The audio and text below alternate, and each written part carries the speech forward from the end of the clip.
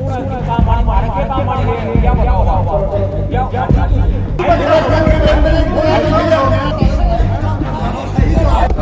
के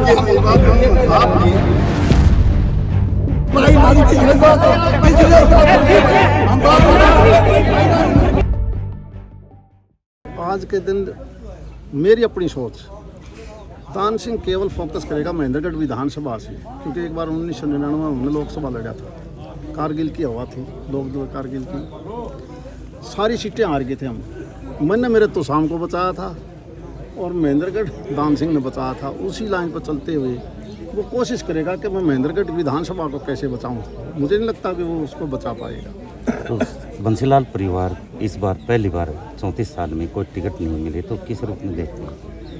देखो, डेमोक्रेसी में ये सच्चाई है कि जब हरियाणा अलग हुआ, चौधरी बंसीलाल हरियाणा को बनाने में उनका सबसे बड़ा योगदान था।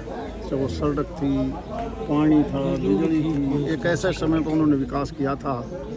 और जो आजकल के राजनीतिक आदमी हैं, ये इस प्रकार की द्वेष भावना नहीं रखनी चाहिए। हमने सब मिलजुल कर, देश का 142 करोड़ आदमी मिलजुल के काम करेगा तभी आगे बढ़ेगा। जो भी अच्छे आदमी लोग हैं काम करने वाले, उनको सभी को इकट्ठा होकर इस देश को आगे बढ़ाना चाहिए। यूँ नहीं करना चाहिए भाई ये मेरे खिलाफ है, मैं इसको मार दूँ, इसको काट दूँ, मैं इस राजनीति का नहीं।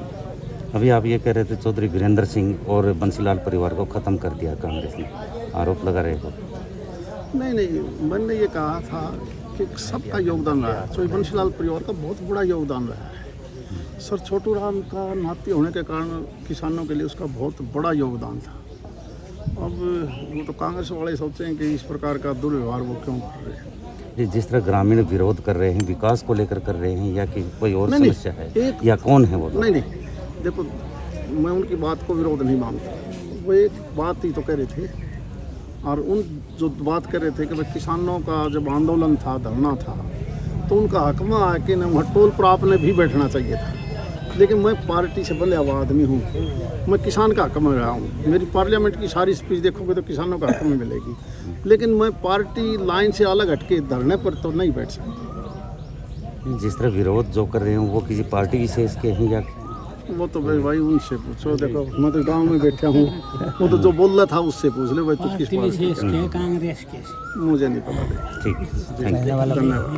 आज गांव दिखाड़ा के अंदर चौधरी रणबीर सिंह आए थे अपनी वोट मांगने के लिए। पूरे गांव ने जोर शोर से उसका विरोध किया। 5 साल तक वो कहीं दिखाई नहीं दिए, पिछले 5 साल में कहीं दिखाई नहीं दिए। इसने गांव ने तन मन और धन के साथ में उसका भारी विरोध किया कि आज आप वोट मांगने के लिए थे आगे, लेकिन जनता के अंदर जो परेशानी थी उसको सुनने के लिए आप नहीं आए। 13 महीने तक किसान आंदोलन चला, वो कभी दिखाई नहीं दिए। उसके बाद गांव के अंदर कोई भी किसी प्रकार की समस्या हुई तो उस पर्ची को उसने ठुकराने का काम किया, न कि उस पर्ची को पकड़ के अगले का विकास काम करने के लिए मतलब वो जागरूक हुए। इसलिए गांव का विरोध था। हमने चौबूतरे पर आकर के उसका भारी विरोध किया है और आगे भी ऐसे नेता का हम करते रहेंगे। गांव में एकजुट है, एक साथ है। रणबीर सिंह तो ये कह रहे हैं कि वो जो किसानों के धरने पर नहीं आए, वो कोई समस्या थी वो पूरी कर दी है। वो समस्या थी, वो पहले भी मतलब कांग्रेस छोड़ के चले गए, चौटाला पार्टी छोड़ के चले गए, बीजेपी को छोड़ देते।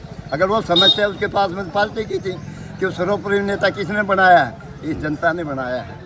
कि ग्राउंड धरातल पर हमारे साथ जो नेता हमने बना के उस कुर्सी पर बैठाया है वो हमारी समस्या सुने।